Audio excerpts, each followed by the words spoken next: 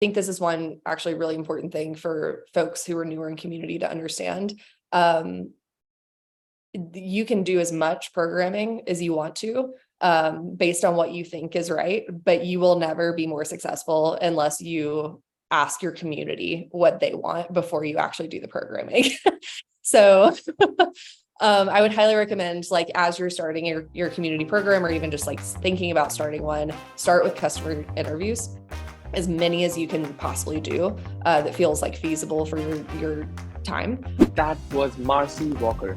She's the head of community engagement at Gatheround, a startup that is building fun new online events platform that makes virtual events actually fun. I have used it, and you can also use it for your community using the link in the show notes below. In this episode, Marcie shares all the lessons she has learned in building herself a career in community.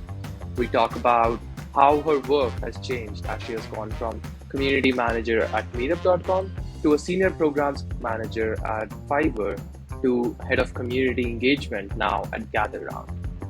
Community is fascinating to me because your role is very much dependent on what your community needs, rather than your title. And so not only has my role changed, but the actual programming for the communities that I've worked for has changed drastically as well. We'll talk about how her work today at Gatheround is structured and what it looks like. Now it's Wednesday. It is, say, 3 p.m. on a Wednesday. What are you up to?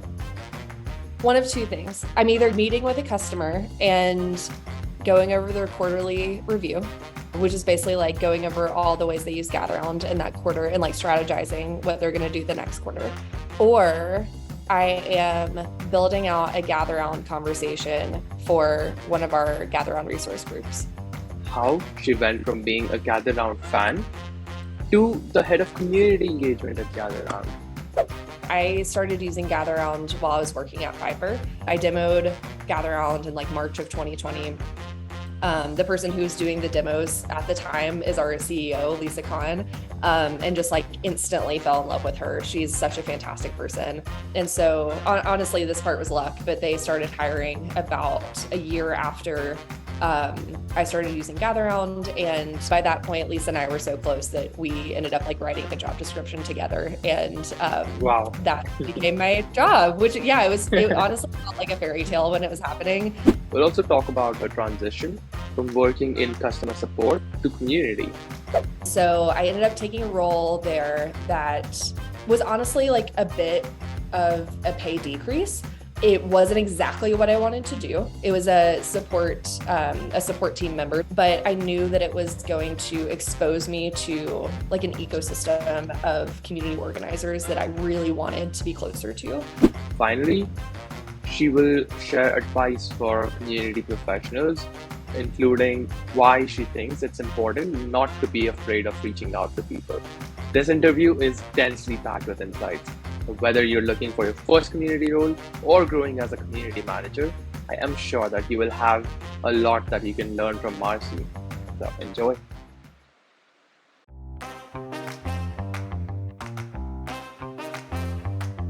Hey, welcome to Beginner Maps, where we showcase stories of scary career pivots so that you get the courage, path, and role models to carve out a career that you love.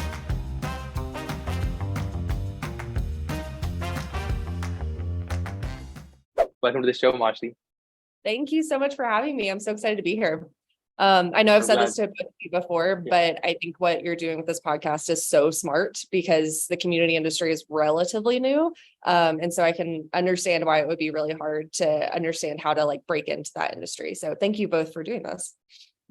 Thank you so much for coming here. I know that you have a lot of like experience of giving advice to people reaching out to you about how to break in and how to get their community jobs and career advice like that.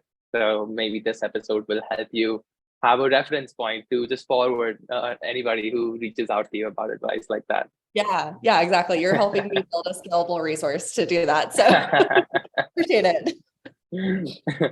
Love it. Okay. Now, let's start by talking about your like a broad idea of your different career journey. So you have gone from a community manager role to a senior programs community manager role, and now to the head of community engagement.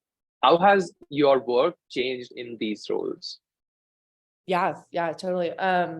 So community is fascinating to me because your role is very much dependent on what your community needs, rather than your title. At least that's what I've experienced. And so not only has my role changed, but the actual programming for the communities that I've worked for has changed drastically as well. So at Meetup, which is where I got my start in community, we were essentially like building out a decentralized training program. And in that role, I was very much like the doer. Like I was actually creating the applications for the community organizers, and I was like talking to them on a daily basis.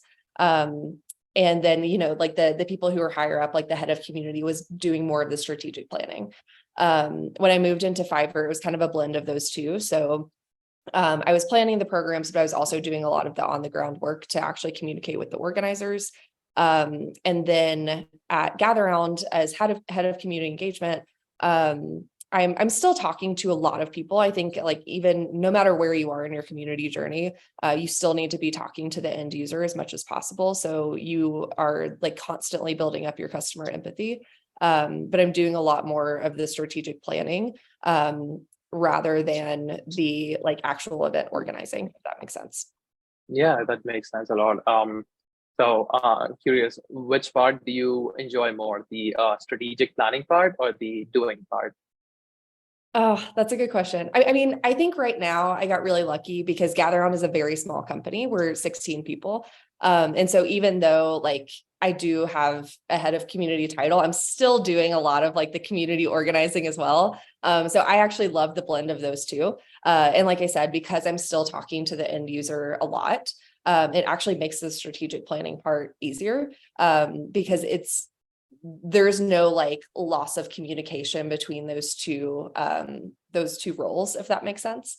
So I'm going to cheat on that answer and say both, but I think if I had to choose one, probably the strategic planning, just because I love to see all of the customer feedback that we're getting constantly like come together and culminate in this programming that we're really proud to put on for our community.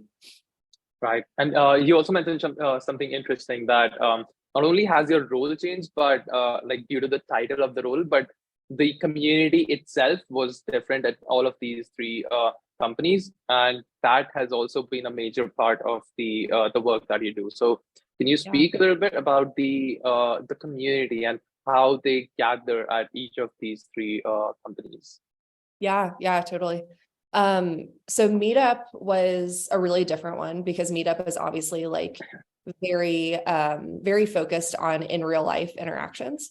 And so when we were building out our community there, we knew that the need was for new organizers to learn really quickly how to organize a meetup group effectively. But the way we did that was by training organizers who had been at it for a while. Like they were already experts at community organizing. We were just giving them the content and the authority to then go out and train new organizers in their respective cities. But it was in person. So we were dealing with venues constantly. We were dealing with like actually scheduling like catering and all that kind of stuff, as well as making sure that it was like a welcoming space for the new organizers to come into. At Fiverr, it was much more focused around like, these freelancers are making a living on the platform. So their main focus is making sure that they're doing their job well and learning what they need to know about the platform to be really effective in marketing themselves. And so a lot of our events focused on, creating your personal brand or, how to do your taxes as a freelancer, like really niche challenges that they were going through. And at first we did that in person, which to be honest was a lot more limiting because I think what that community ended up needing was people who were similar to them, which can be tough to do when you're also factoring in geography. So I mean, this feels bizarre to say, but COVID actually helped that community a lot because it forced me to shift all of our in-person events to virtual. And that made it much more possible for like voiceover artists to meet each other no matter where they were in the world. And so they were in turn getting like a much more valuable virtual event experience because they were talking to exactly who they needed to talk to that had similar challenges to them and who also had similar successes that they could share. So in that vein, I guess the takeaway from that is like, when you're thinking about your community, kind of understand exactly the challenge they need and who they need to talk to get the answer. And that can help you determine, you know, if you're having an in-person event, a virtual event, and like what segment of the community you're bringing together, if that makes sense. Yeah, it does. Yeah. And what about Gatheround? How is the community at Oh Gatheround yeah, sorry. gathering? That's the important one, right? Yeah, so at Gatheround, well, it's actually funny because Gatheround helped me learn that about Fiverr. So I started using Gatheround. And also, sorry, for those who don't know, Gatheround is a platform to connect, engage, and develop your employees. But it's also fantastic for communities as well. And so I started using Gatheround as a way to connect to the Fiverr community. And it's just fantastic at actually structuring conversations and being really intentional with guiding conversations for participants, even if you're not like in the breakout room with them. And so it was really instrumental in helping me like gather certain aspects or certain segments of the community to help them have like fantastic conversations. But similarly, with the Gatheround community, we mainly work with people teams or like learning and development teams. And those, you know, those segments also have really specific challenges, like intern program managers and onboarding managers and L&D managers. Like they all have specific goals for their teams. And so what we're doing now is similar to what we did at Fiverr. We're putting them in small groups based on their roles at their company and making sure that they have really intentional conversations about their challenges and questions that they have. We're taking it a step further with Gatheround though. So we're having these like live virtual events and then also giving them a space to connect asynchronously between events in these smaller groups. We're calling them Gatheround resource groups because they're kind of adjacent to like employee resource groups, which is a term that a lot of HR folks are familiar with. So that's been fantastic so far. We're really excited to build that out even more, which I think is another, sorry, I'm rambling at this point, but I do think one of the other things to think about as you're building out your community programming is, you know, what terminology and what structures are going to resonate with your audience. So like I mentioned, in this case, we are selling into a HR audience. Those people are already familiar with employee resource groups. Like that structure and that value already clicks in their brain as this is a necessity for our employees to be successful. So why wouldn't it be a necessity for me to be successful? And so I think when you have to do less work explaining your value proposition because it's already obvious, it becomes a lot easier to get people involved in your community. Right. This is fascinating. I love how your experience has, taken you through a range of communities. One of the most fascinating things that I found about your experience is that you have worked with both in-person communities and virtual communities. So do you feel like the work that you did at in-person and virtual, like they were like how similar would you say it was?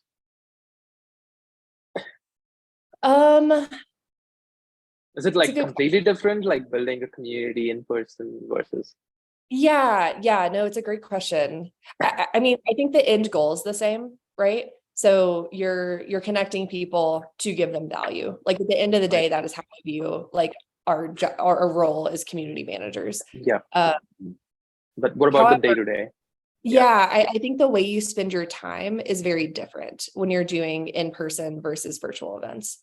I'm sure this is different for everybody, but for me, it felt like when I was planning in-person events, I was spending a lot of time on the logistics And for virtual events, you have the luxury of not having as many logistics. And so you're spending more time on the content. And when I say content, I mean like the actual like makeup of the event, the way it's structured, what you want people to get out of it. And like who you're connecting as well. You get to put more thought into that because you have the entire world to work with versus one geographic location.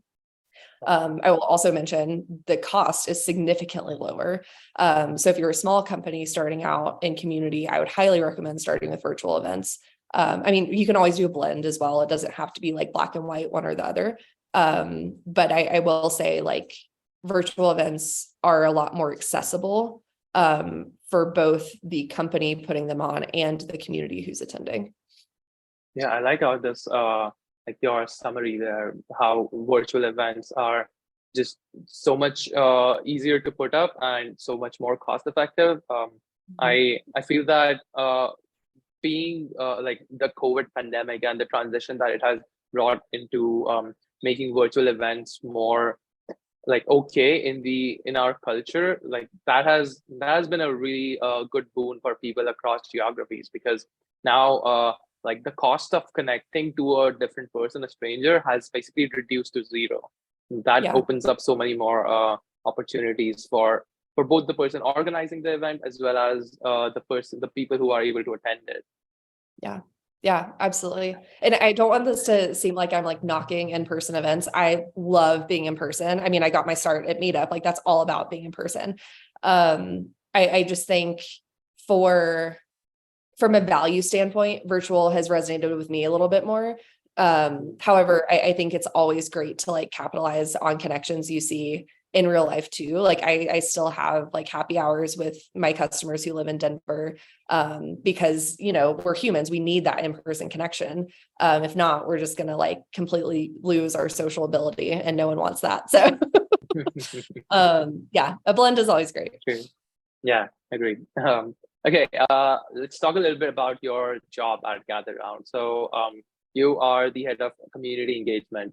What do you do to engage the community there? Yeah. So like I said, we're a very small team. So I'm right now like an individual contributor for community, which is, I will say there are more things that I haven't done yet that I'm excited to do than we have been able to do, if that makes sense. But I would venture to say that's probably every community manager's perspective on their work. But so right now we are launching the Gatheround resource groups, which I am ecstatic about. And like I mentioned, those are small groups of people who use Gatheround that have like either the same role or the same challenges. And we're just being really thoughtful about structuring a conversation for those people. And we're kind of starting off with like a live event to get them all in the same room and get them excited about meeting each other. And then after that first live event, we're putting them in a Slack group all together so they can stay in touch. There's a little bit of like preparation from our end in terms of, you know, once we have them in the Slack community, it's really important to keep that conversation going. So we're preparing, you know, at least one or two things to post in that group per week to make sure that they're still like getting value. And we're setting the expectation about like how often they'll be meeting live. And I think this is one actually really important thing for folks who are newer in community to understand. You can do as much programming as you want to, based on what you think is right, but you will never be more successful unless you ask your community what they want before you actually do the programming. So I would highly recommend, like, as you're starting your community program, or even just like thinking about starting one, start with customer interviews, as many as you can possibly do that feels like feasible for your time. So in this case, like we had the first live event and we put like a couple polls at the end of the event to say like, okay, you've met each other. It's clear that you like each other. How do you want to stay connected? And so we let them choose the platform that we like let them stay connected in, or enabled them to stay connected in. And then the second chose Slack there. Exactly. Yeah. Well, we actually did like Slack, LinkedIn group, or no preference. It's and most people will have no preference, but in the case that they don't, it's, really important to know that. I think, Slack is my personal favorite because at least for our customers, we're already meeting them where they are. Like they're already using Slack for work. And so it's not a big ask to get them to use Slack to connect with us as well. Which I think is another like best practice is like meet your people on the platforms they're already on as much as you possibly can. And then the second poll we asked is how often do you want to meet live? Because I think a lot of community managers, and I've certainly fallen into this, this problem. It's like you host events too often. And so they become not special anymore. And people are like, oh, I missed this one this month, but I know there's going to be another one the next month. Whereas if you have them once a quarter or however often your community wants, then they see them as like this special thing that doesn't happen very often. So they need to prioritize it. So all that to say, they chose once a quarter, which we're super happy with. And we'll continue to develop each of these groups. We just started our first one, which was for intern programs.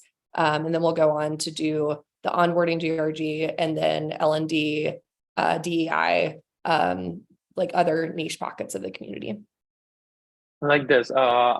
Thank you so much for diving deep into what your recent product has been. I'm gonna ask you a follow-up question there. So you said that about creating these groups, you're trying to curate them and based on what they're working on, their roles and the challenges that they're facing. So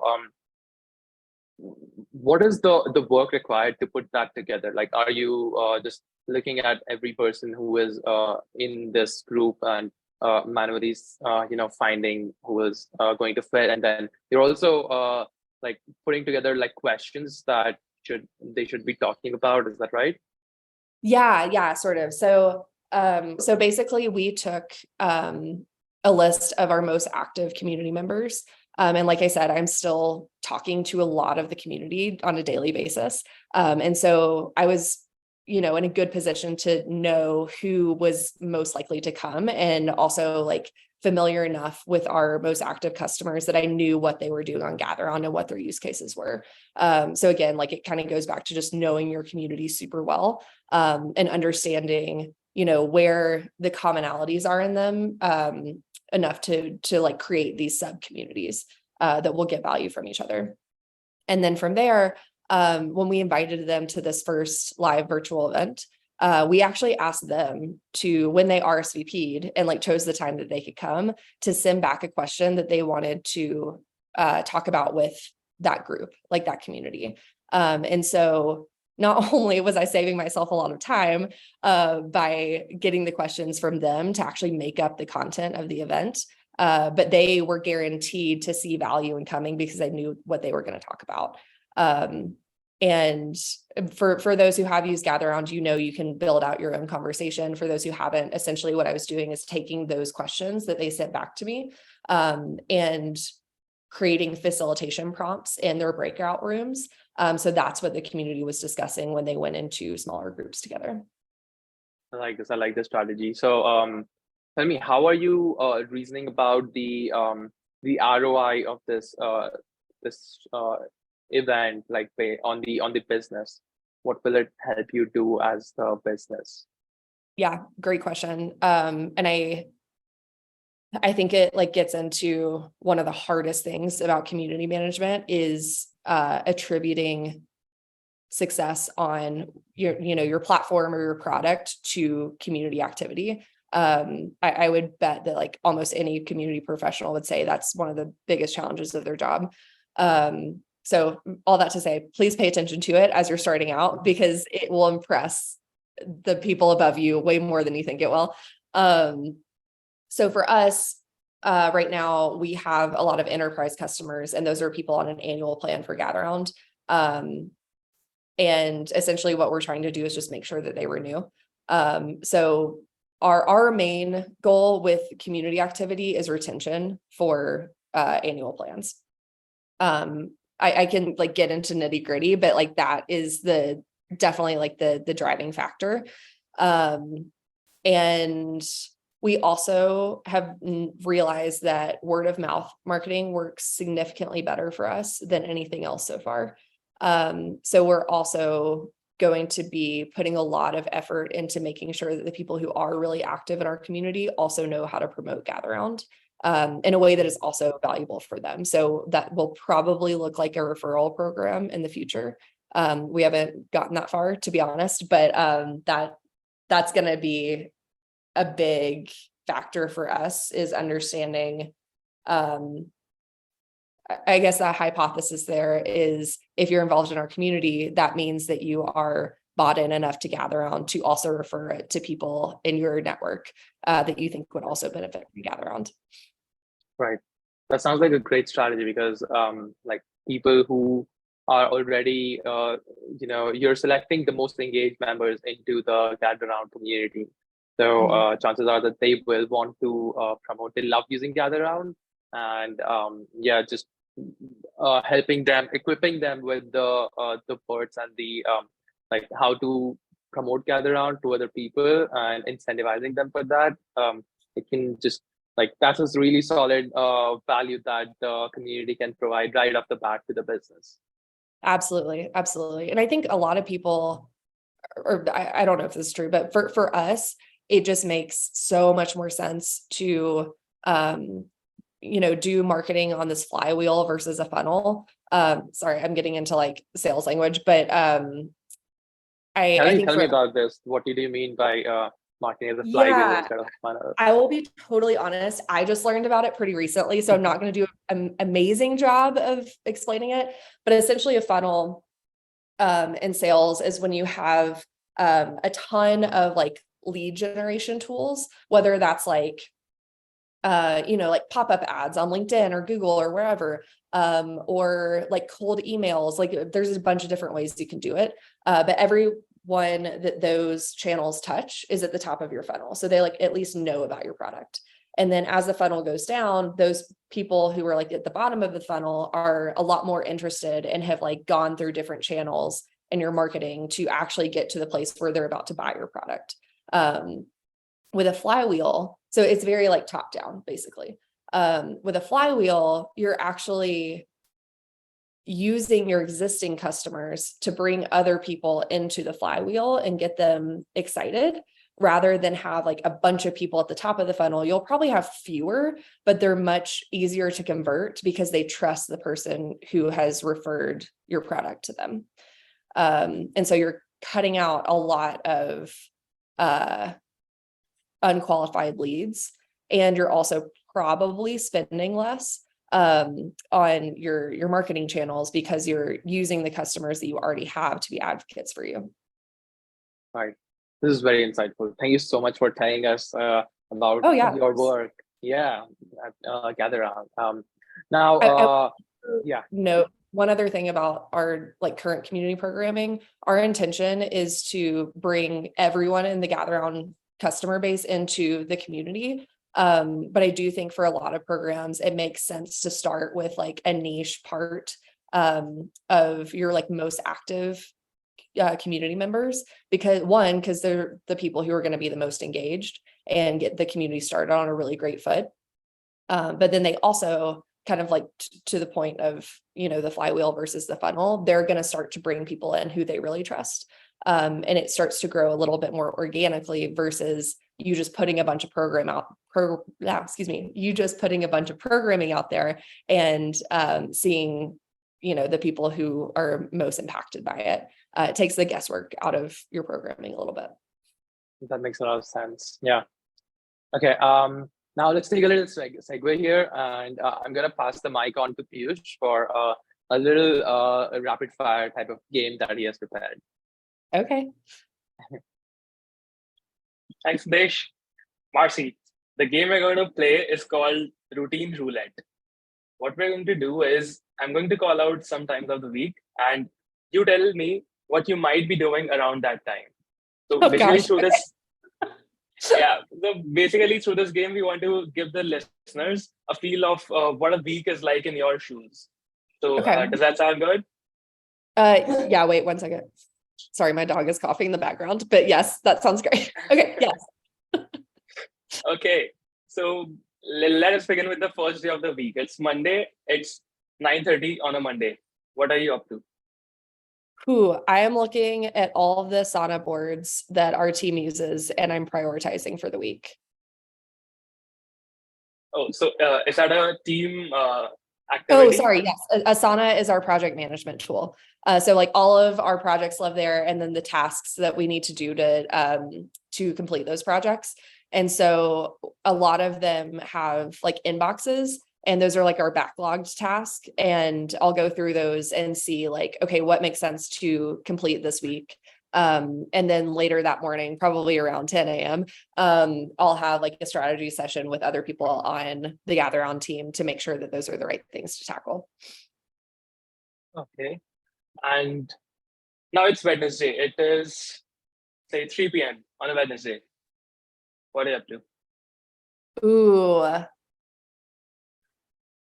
I'm probably one of two things. I'm meeting with a customer and going over their quarterly review, which is basically like going over all the ways they use Gatheround in that quarter and like strategizing what they're going to do the next quarter. Or I am building out a Gatheround conversation for one of our Gatheround resource groups. Okay. I didn't expect it to be so specific. I'm actually thinking about my calendar this week. That's why. No, that's great. That's good. Or I'm taking my dog for a walk because breaks are important when you work from home. Yeah. Super good. It's Thursday. It's 9 p.m. I'm on my couch watching TV. I'm not gonna lie. That's almost bedtime. That or I am having a wine night with some of my neighbors who live in my apartment building. Wow. Okay. And moving on to the last day of the week, it's Friday and you're about to end your work. What's the last thing you work on for the week? If that's the last day of your week, like. Ooh. Yeah, actually Fridays are my favorite day of the week. I'm sure they're most people's favorite day of the week. But they're my favorite because our team mostly just does internal meetings on Fridays. So I have like one-on-ones with almost everybody at Gatheround. So I'm essentially just like, we're talking about work, of course, but we're also like connecting as like friends and humans. So that day is typically like really uplifting for all of us because we just get to like connect with each other and remind ourselves how awesome our team is. So I always end the week on a high note. Wow. That's amazing. I guess that was a good game. Those are great questions. I've never been asked something like that before. I loved it. Thanks, Marcie. This is Over to you, great. Nitesh. Yeah, this was great. This was fun to listen to what your typical week looks like. Okay, I don't. now, I think yeah. that's mostly what I do. But yeah, go ahead. Yeah, now let's talk about your career pivots and how you've broken into different roles that you have worked at. So let's start with Gatheround. Tell us the story of how you got the job at Gatheround. Yes. Sorry, I'm getting my thoughts together. So like I mentioned, I started using Gatheround while I was working at Fiverr. Like I don't want to exaggerate, but like literally the day that everything went into lockdown, I demoed the Gatheround platform. And it was bizarre how it came about because my current boss like saw a tweet that one of his friends had like reposted or something.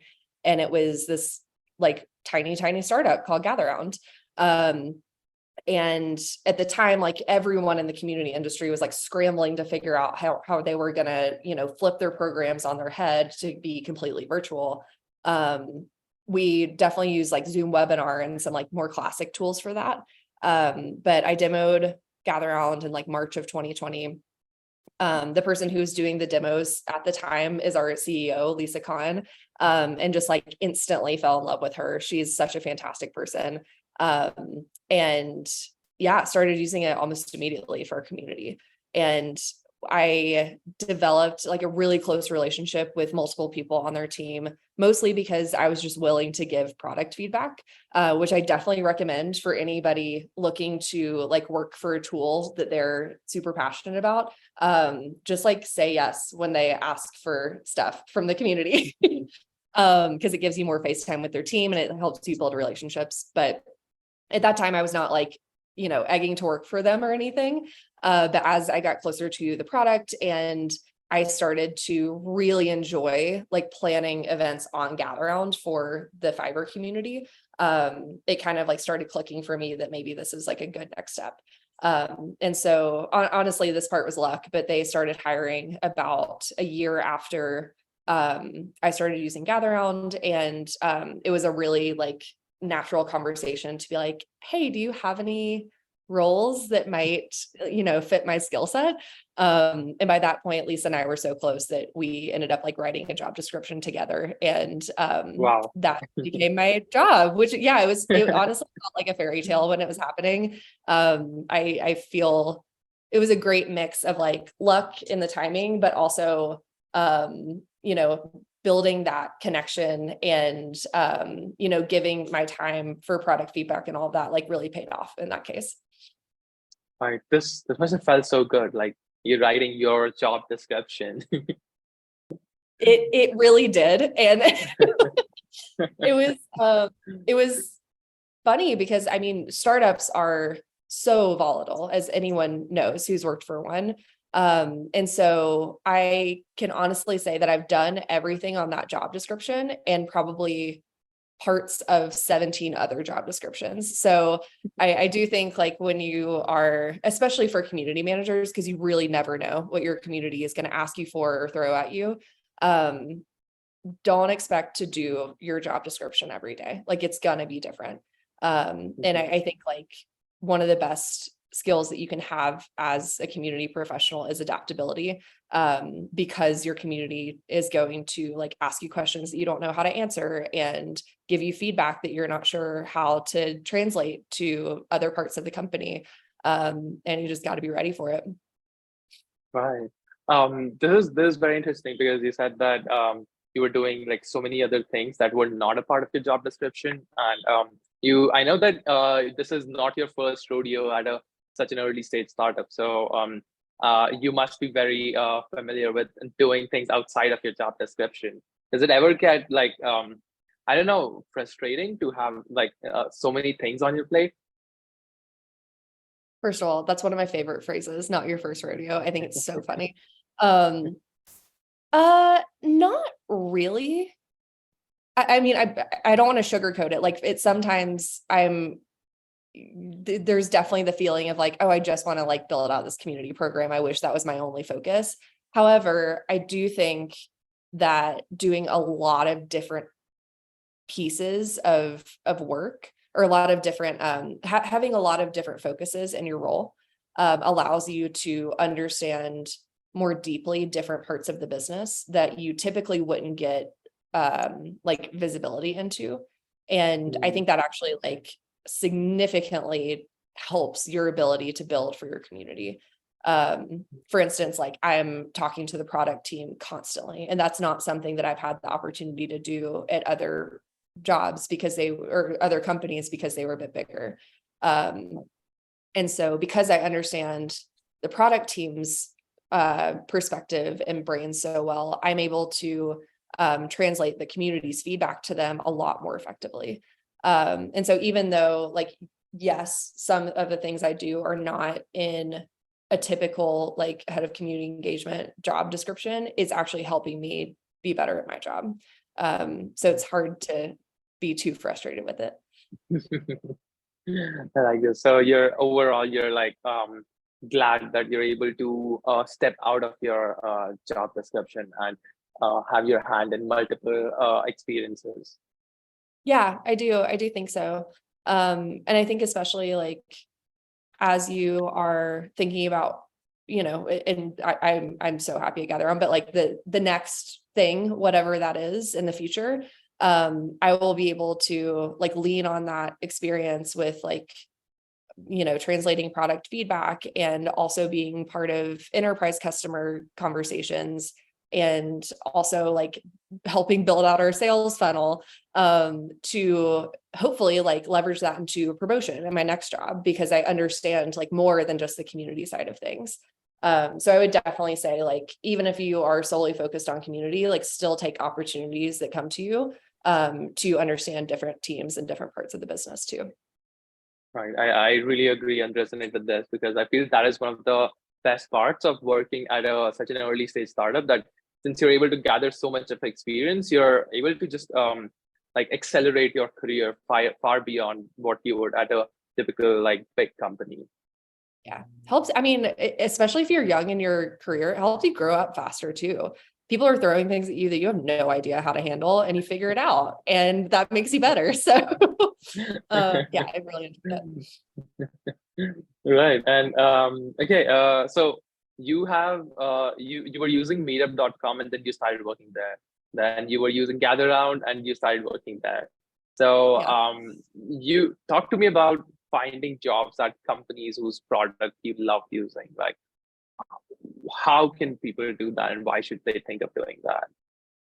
Yeah, I mean, for me, I'm one of those people who like needs to feel yeah, I need to feel fulfillment in my job to feel like fulfilled as a person.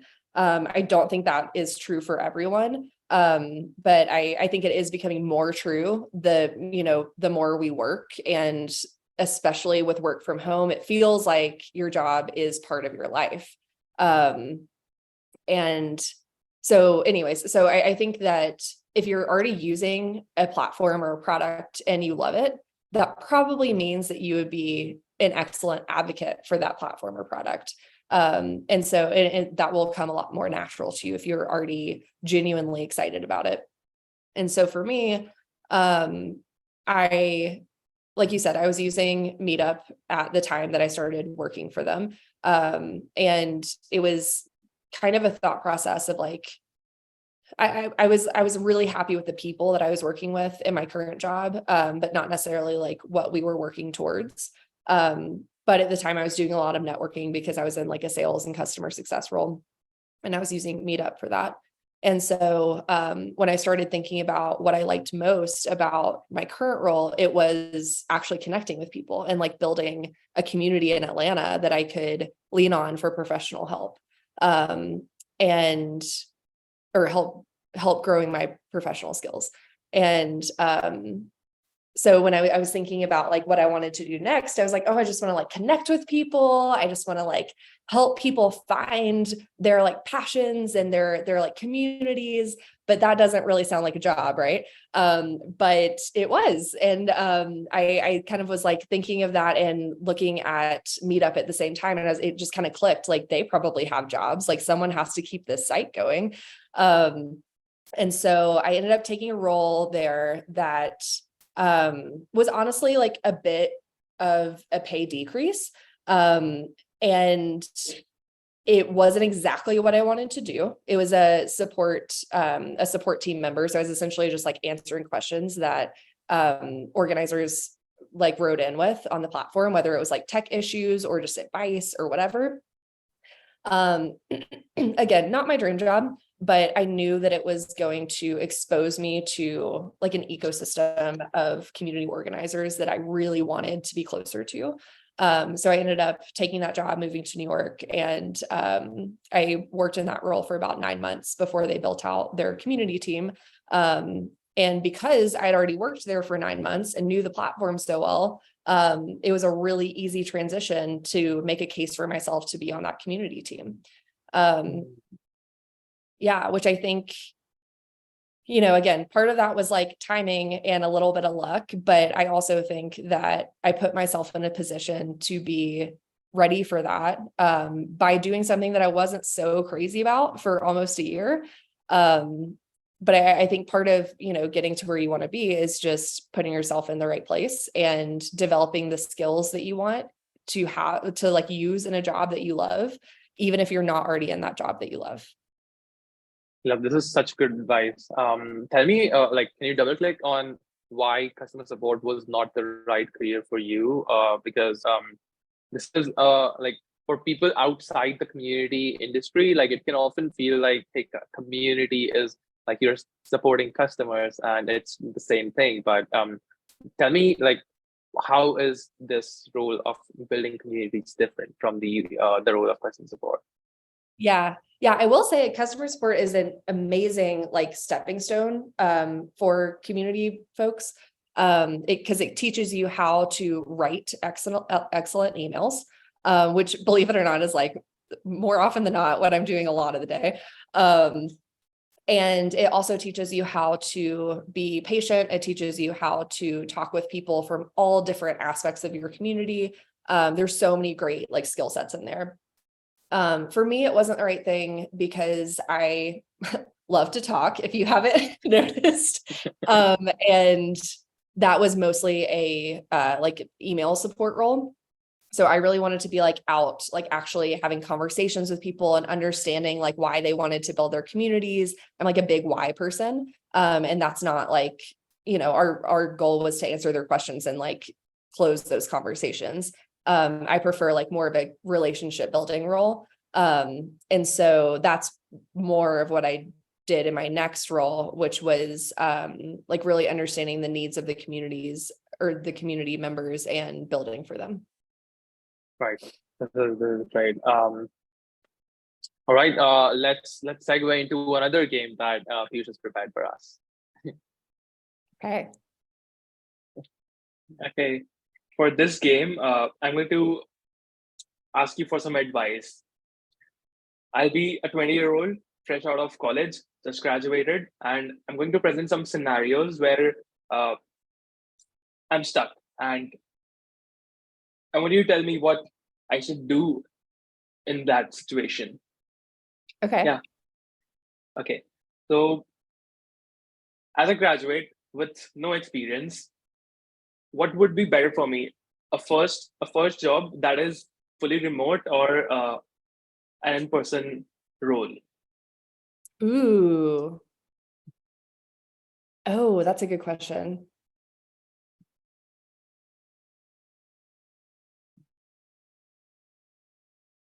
I don't want to be a hypocrite and say in person, but I kind of think in person.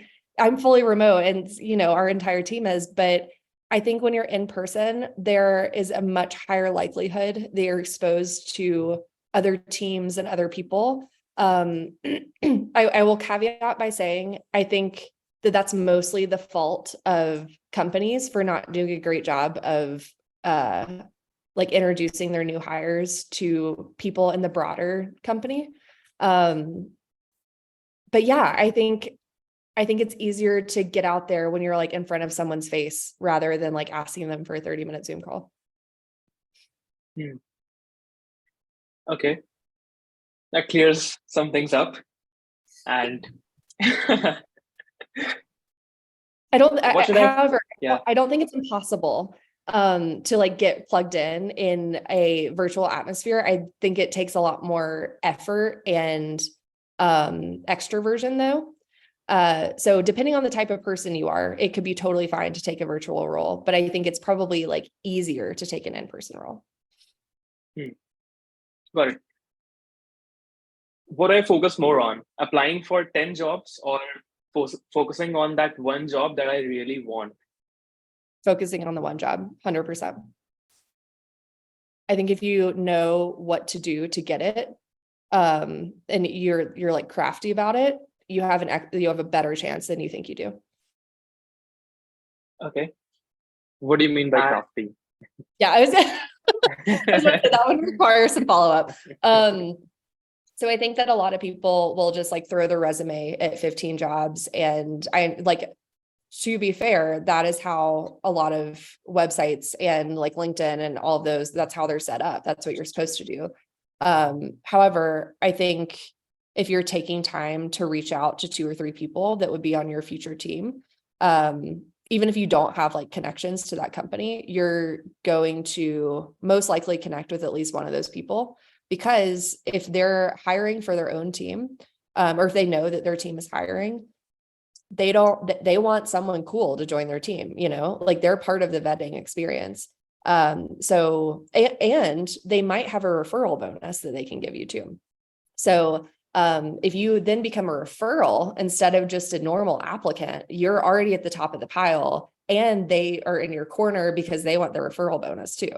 That's what I did at Meetup and it worked out super well. I forgot to add that story in there, but yeah, I think like taking time to learn as much as possible about that company, reach out to people, even if it's just for like a 15-minute informational call.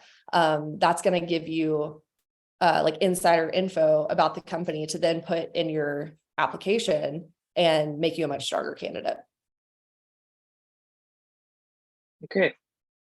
Yeah. Thanks for the follow-up, Nadesh. I know about a role. I mean, I have a dream role, and I know about a company whose mission I really care about. What should I do?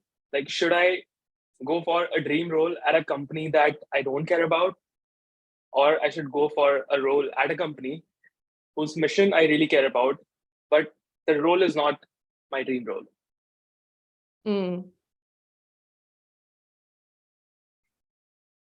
I think you should always apply for the company that you really care about, but that is a matter of timing. It's also a matter of,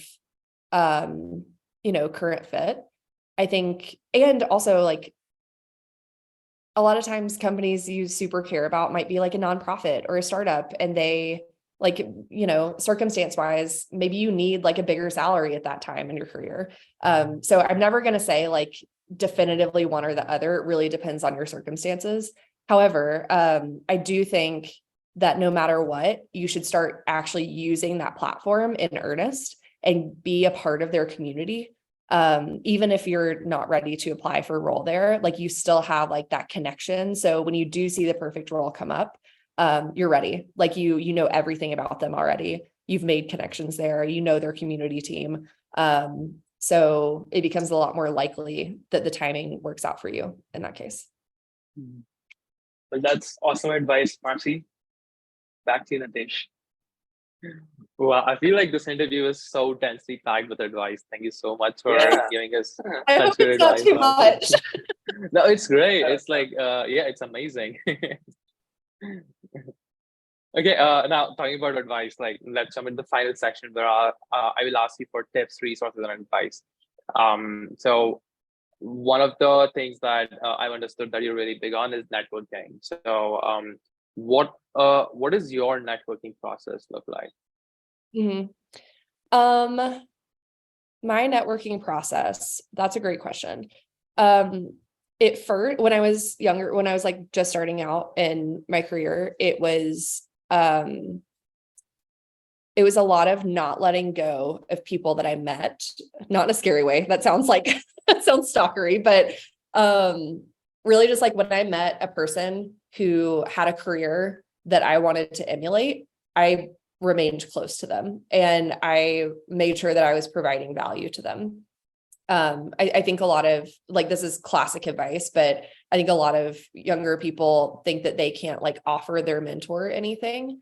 And so they feel like they're just like taking. And I really don't think that's true. Like you can, like, for example, you asked me at the start of this podcast, like what I wanted to promote today. And that's a really excellent example of like a like symbiotic relationship. And I think you should try to do that with every single relationship that you are building. So, even if I'm like talking to someone who has 20 years more experience than I do, I'm asking them like what they want to promote or like what their challenges are. Cause I probably have at least like, one piece of advice that I can give them that's going to be totally different from their perspective. So anyway, so when I was younger, it was definitely like, sticking close to people that I admired. When I was like a little bit further into my career, it was a little bit more natural because a lot of community professionals work with each other constantly by nature of the industry. So we're constantly trying to like give our community more opportunities, which often looks like partnering with other communities to like introduce them to each other or to like share guest speakers or something like that. So then it became really easy. I was just like constantly meeting like community partnerships managers who had similar roles to me. And now it's honestly my community. Like I view my community as my network. And by my community, I mean the Gatheround community, but also like all the people that I've worked with in my past like 3 or 4 jobs.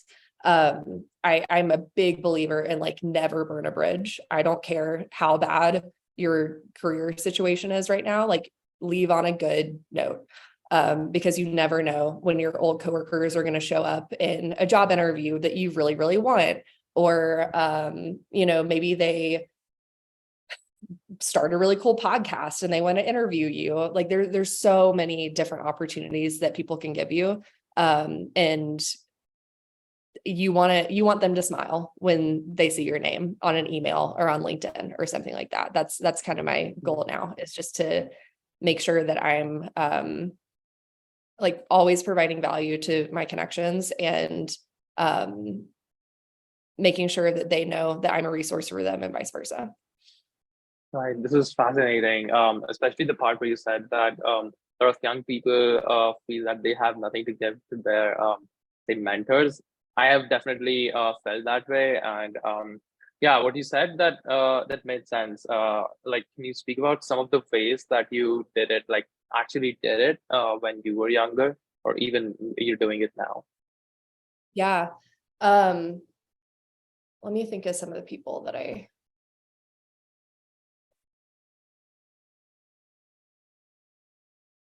sorry, one sec. Yeah, take your time.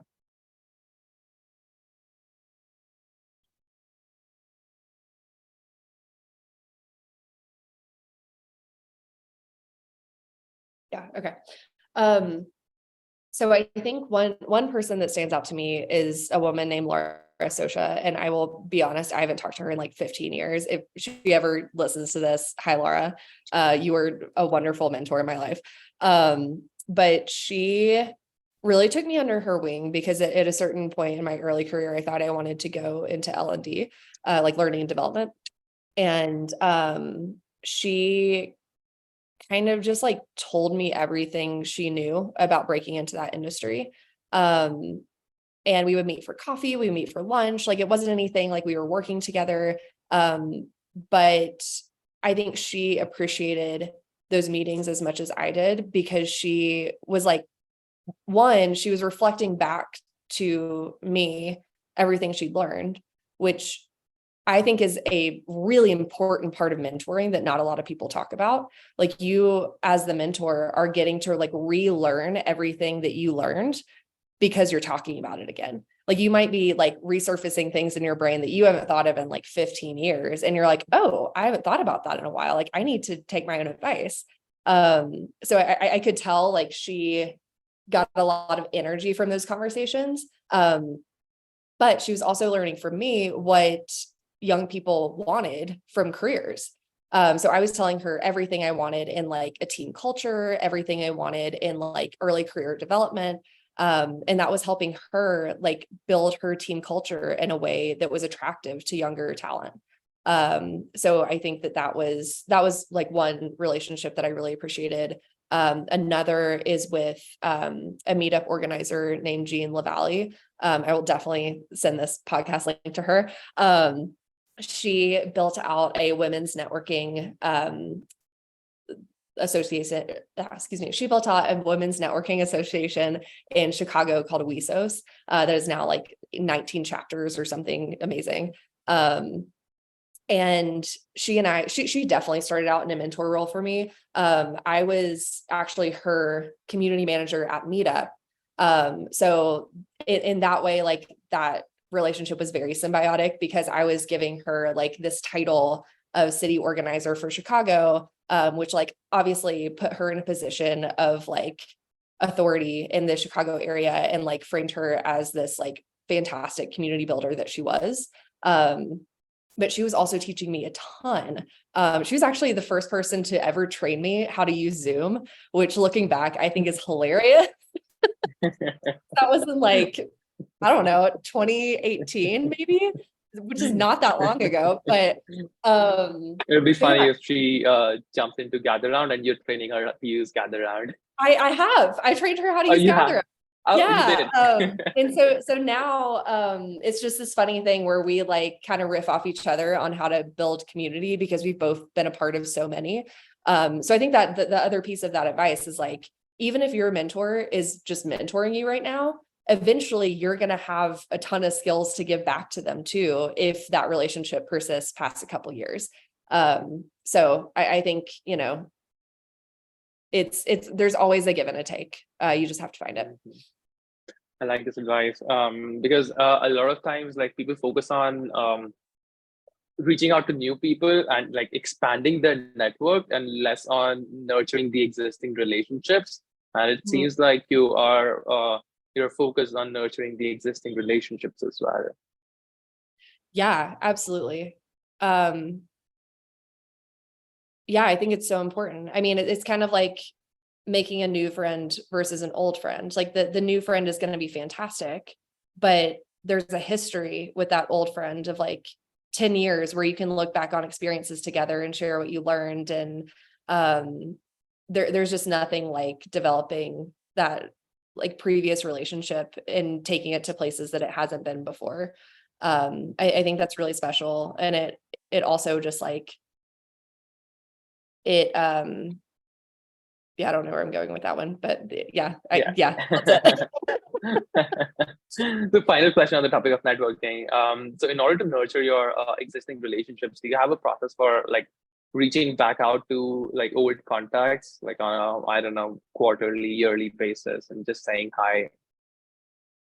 It's so hard. I'm going to be totally honest with you. It is really hard to keep up with a network. Most of mine, I'll be totally honest, is like I'm pretty active on tools that will help remind me to reach out to certain people. Like LinkedIn is honestly the best example I can think of. I am a pretty avid LinkedIner when it comes to like at least connecting with people, because that's going to show me who's posting a lot. That's going to keep people top of mind for me. It also shows people like where I am. So if they need anything, they know like, oh, she works at Gatheround now, like maybe they're hiring, or like she probably has an excellent like HR community network. So I can reach out to Marcie for like HR jobs. So I think like, I don't think that's cheating by any means, but it is a way to keep people top of mind a little bit easier. I have like, I definitely have friends who have like the quarterly schedule though with certain people. I'll be honest, I'm just not that organized, but but I do really respect people who put that much time and effort into it. Right. That's great. Okay, different question. In a job interview, why do you feel it's important to ask questions to the interviewer as well? Yeah, I'm very passionate about this.